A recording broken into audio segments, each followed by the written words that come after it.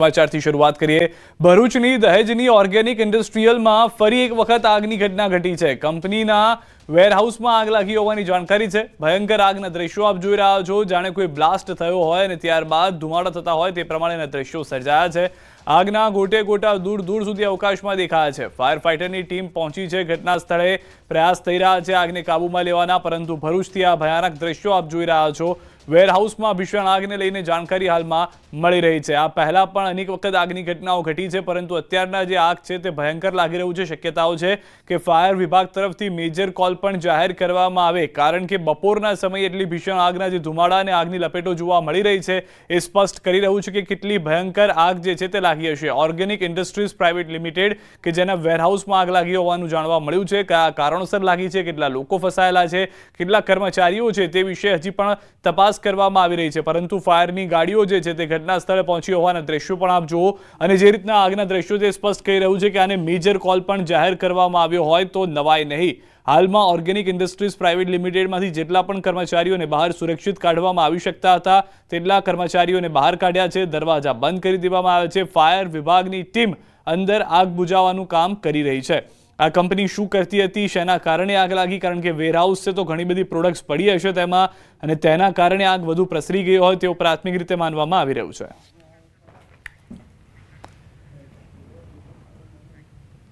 ફરી આવી રહ્યો છે ગુજરાતમાં વરસાદનો રાઉન્ડ। હવામાન નિષ્ણાંત અંબાલાલ પટેલની મોટી આગાહી। તેમના મતે નોરતામાં પણ વરસાદ થશે। કયા નોરતે કયા વિસ્તારમાં કેવો વરસાદ થશે તેની પણ માહિતી આપી। એટલું જ નહીં, ભાદરવાની ખરી ગરમી ક્યારે પડશે તેની પણ આગાહી કરી। તારીખ 14 થી 20 અને ક્યાંક 22માં રાજ્યના ભાગોમાં વરસાદ થવાની શક્યતા છે। દક્ષિણ ગુજરાતના કેટલાક ભાગમાં ભારે વરસાદ થવાની શક્યતા છે। કોઈ ભાગમાં લગભગ 2 ઇંચ 3 ઇંચ કે 4 ઇંચ જેવો વરસાદ થવાની શક્યતા છે। વડોદરાના ભાગોમાં, મધ્ય ગુજરાતના ભાગોમાં પણ વરસાદ થવાની શક્યતા છે। પૂર્વ ગુજરાતના ભાગોમાં ક્યાંક ભારે વરસાદી ઝાપટા પડે। ઉત્તર ગુજરાત, મહેસાણા, પાટણ સમી, હારી ઉપરાંત બનાસકાંઠા અને અરવલ્લી, સાબરકાંઠા, પંચમહાલ વગેરે ભાગોમાં વરસાદી ઝાપટા પડવાની શક્યતા રહે। આ વરસાદી પાણી કૃષિ પાકો માટે સારું ગણાય। વરસાદી ઝાપટા અલગ અલગ ભાગોમાં પડવાની શક્યતા રહે। હાલમાં ધાન્ય પાકો જ્યારે નિગલ અવસ્થામાં આવ્યા છે ત્યારે પવનની ગતિ અને આ વરસાદ ઉત્પાદનમાં થોડીક કમી લાવી શકે અને ખેતરમાં પડેલા પાત્રમાં ઝેરી જીવજંતુઓની શક્યતા રહે। નવરાત્રિની શરૂઆતમાં ક્યાંક વાદળવાળું કે ક્યાંક છાંટા પડવાની શક્યતા રહેશે। તારીખ 24-25 સપ્ટેમ્બરમાં લગભગ દક્ષિણ ગુજરાતના ભાગમાં ક્યાંક ભારે વરસાદી ઝાપટા પડે। મધ્ય ગુજરાતના કેટલાક ભાગમાં ક્યાંક ભારે વરસાદી ઝાપટા પડે। વડોદરાના ભાગોમાં ખરી વરસાદી ઝાપટા રહે। પૂર્વ ગુજરાતના ભાગમાં ક્યાંક ભારે વરસાદી ઝાપટા પડવાની શક્યતા રહેશે અને હવે એન્ટી સાયક્લોન બનવાની શક્યતા રહેશે ધીરે ધીરે રાજસ્થાનના ભાગોમાં અને રાજ્યના ભિન્ન ભાગોમાં પણ ક્યાંક ગાજવીજ સાથે વરસાદી ઝાપટા પડવાની શક્યતા રહેશે। તો જે રીતે અંબાલાલની આગાહી છે તે રીતે વરસાદની પણ શરૂઆત થઈ ગઈ છે। અમરેલીથી સમાચાર મળી રહ્યા છે, રાજુલા પંથકમાં વરસાદ શરૂ થયો છે। ગ્રામ્ય વિસ્તારોમાં હળવો વરસાદ પડી રહ્યો છે। સરોબડા, કોટડી, બારપટોળી, કંથારિયામાં વરસાદ છે। રાજુલા શહેરમાં પણ વરસાદી માહોલ જોવા મળી રહ્યો છે। રાજુલાના રસ્તા પર પણ ફરી વળ્યા છે પાણી। તો અલગ અલગ વિસ્તારની અંદર વરસાદને લઈને જાણકારી જે મળી રહી હતી તે પ્રમાણેના દ્રશ્યો પણ હવે જોવા મળશે, કારણ કે આગાહી પણ કરવામાં આવી છે હવામાન નિષ્ણાંત અંબાલાલ પટેલ તરફથી, જેઓએ કહ્યું છે કે કેટલાક વિસ્તારોમાં વરસાદની અસર જે છે તે આગામી 6 થી 8 દિવસ જોવા મળી શકે છે। વધુ માહિતી ન્યૂઝ18 સંવાદદાતા રાજન પાસેથી મેળવીશું। રાજન, કયા કયા વિસ્તારો કે જ્યાં આગળ વરસાદ જોવા મળી રહ્યો છે, તીવ્રતાને લઈને શું પરિસ્થિતિ?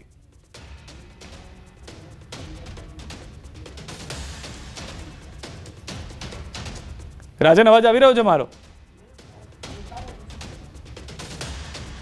રાજન પાસે પરત જઈશું, પરંતુ હાલમાં જે જાણકારી છે તે પ્રમાણે ગ્રામ્ય વિસ્તારોમાં વરસાદની શરૂઆત થઈ ગઈ છે। અમરેલીથી આ જાણકારી મળી રહી છે। રાજુલા પંથકમાં વરસાદ શરૂ થઈ ચૂક્યો છે। ગ્રામ્ય વિસ્તારોમાં પણ હળવો વરસાદ જોવા મળી રહ્યો છે। સરોવડા, કોટડી, બારપટોળી, કંથારિયામાં પણ વરસાદ છે। રાજુલા શહેરમાં પણ વરસાદી માહોલ જે છે તે દ્રશ્યમાં જોવા મળી રહ્યો છે। દ્રશ્યો આપ જોશો તો અમરેલીના વિસ્તારના દ્રશ્યો આજના, કે જ્યાં આગળ અનેક વિસ્તારમાં ઝાપટા પણ થયા છે, અનેક વિસ્તારમાં ભારે વરસાદ પણ જે છે તે જોવા મળ્યો છે। કેટલાક વિસ્તારોની અંદર હજી પણ ચોમાસું ગયું ન હોય તે પ્રમાણેના દ્રશ્યો જોવા મળી રહ્યા છે.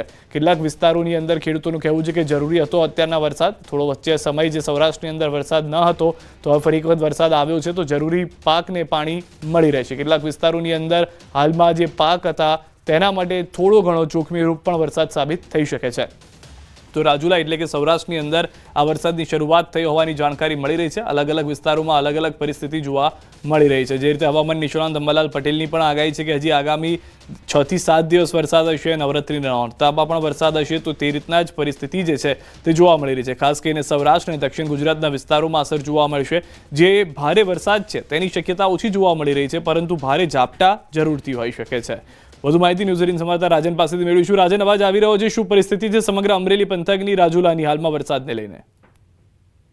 બિલકુલ સિદ્ધાર્થ, આમ જોવા જાય તો સમગ્ર અમરેલી જિલ્લામાં વાતાવરણ ક્લિયર છે, પરંતુ માત્ર દરિયાઈ પટ્ટી વિસ્તારના રાજુલા અને જાફરાબાદ આ બે તાલુકાઓમાં છૂટોછવાયો વરસાદ પડી રહ્યો છે. ખાસ કરીને જાફરાબાદ તાલુકાના જે ગ્રામ્ય વિસ્તાર છે ત્યાં ધોધમાર વરસાદ છે, જેમાં 4-5 ગામો છે, સરવડા, કોટડી, બાર, પટોળિયા વિસ્તારમાં ધોધમાર વરસાદ છે. રાજુલામાં પણ રોડ પર પાણી વહેતા થઈ જાય તે પ્રકારના વરસાદી ઝાપટા પડી રહ્યા છે. માત્ર 2 તાલુકાને બાદ કરતા અન્ય કોઈ વિસ્તારમાં વરસાદ નથી, પરંતુ આ 2 તાલુકાઓના કેટલાક ગામોમાં વરસાદ પડતા ખેતીને ફાયદો થાય તે પ્રકારનો આ વરસાદ છે. સિદ્ધાર્થ, આભાર સમગ્ર માહિતી બદલ. તો હાલમાં જે દરિયાઈ વિસ્તારો છે ત્યાં આગળ વરસાદ જોવા મળી રહ્યો છે. અન્ય સમાચાર, મહીસાગરથી 5 લોકોના ડૂબવાનો મામલો. કંપનીના માલિક જયસુખ પટેલ સામે ફરિયાદ. કંપનીના કર્મચારીઓ સામે નોંધાયો છે ગુનો. તાંત્રોલી હાઇડ્રો પાવરમાં બની હતી ઘટના. પોલીસે ટીમ બનાવી શરૂ કરી છે તપાસ. મહીસાગરના તાંત્રોલી હાઇડ્રો પાવર 5 લોકો ડૂબ્યા હોવાના મામલે ફરિયાદ નોંધાઈ છે. પોલીસે કંપનીના માલિક જયસુખ પટેલ સહિત કંપનીના કર્મચારીઓ વિરુદ્ધ ગુનો નોંધ્યો છે. પોલીસના મતે કંપનીના માલિક Ajanta energy private limited company મોરબીના જયસુખ પટેલની છે. વહીવટીતંત્ર અને પોલીસ દ્વારા ટીમ બનાવી તપાસનો ધમધમાટ શરૂ કરાયો છે. સાથે જ બનાવ કેવી રીતે બનાવ થયો છે તેની પણ તપાસ હાથ ધરી છે. આ કમિટીમાં કલેક્ટર, પ્રાંત મામલતદાર, ડીવાયએસપી, કડાણા ડેમ કાર્યપાલક ઇજનેર સહિત ઇલેક્ટ્રિક એન્જિનિયરનો સમાવેશ થાય છે, જેમાં કંપનીના MOU થયા હતા તેમજ મજૂરોને કઈ રીતે કામ ઉપર રાખવામાં આવ્યા હતા તેની તપાસ કરાઈ રહી છે.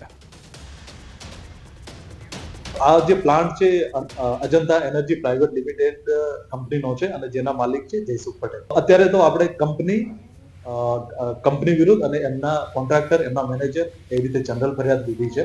તપાસ દરમિયાન જે પણ જવાબદાર અધિકારી, કર્મચારીઓ, માલિક કે પછી કોઈ પણ વ્યક્તિનો સંડોવણી હશે તો એમને અરેસ્ટ કરવામાં આવશે. સાબરકાંઠાથી સમાચાર, કોઝવે પરથી તણાઈ મહિલા પુરુષ અને મહિલા પુરુષને બાળક થઈ રહ્યા હતા પસાર. તે દરમિયાન મહિલા તણાઈ હોવાનો વિડીયો વાયરલ થયો છે.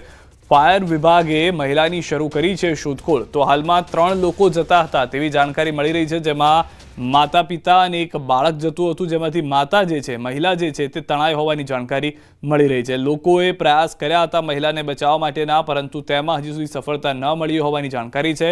ફાયર વિભાગને પણ જાણ કરવામાં આવી છે. ફાયર વિભાગની ટીમ દ્વારા આ મહિલા જે તણાઈને જઈ રહી છે તેને શોધવા માટેના પ્રયાસ શરૂ કરવામાં આવ્યા છે. આપ દ્રશ્યોમાં પણ જોશો તો માતા પિતા અને બાળક જે છે જઈ રહ્યું હતું, અચાનક જ પાણીના પ્રવાહમાં માતાનો હાથ છૂટી જાય છે અને તે તણાતી જોવા મળી રહી છે. રાજકોટથી સમાચાર, પાટીદાર સમાજની રેલીમાં મનોજ પનારાનું નિવેદન. પાટીદાર સમાજની દીકરીઓને ટાર્ગેટ કરાય છે. લવ મેરેજ માટે દીકરીઓને ટાર્ગેટ કરાય છે. વરુણ પટેલ પણ તીખા તેવર બતાવતા જોવા મળ્યા. સરકારે અમારી માંગ સ્વીકારવી જોઈએ તેવું પણ તેમના તરફથી નિવેદન આપ્યું છે.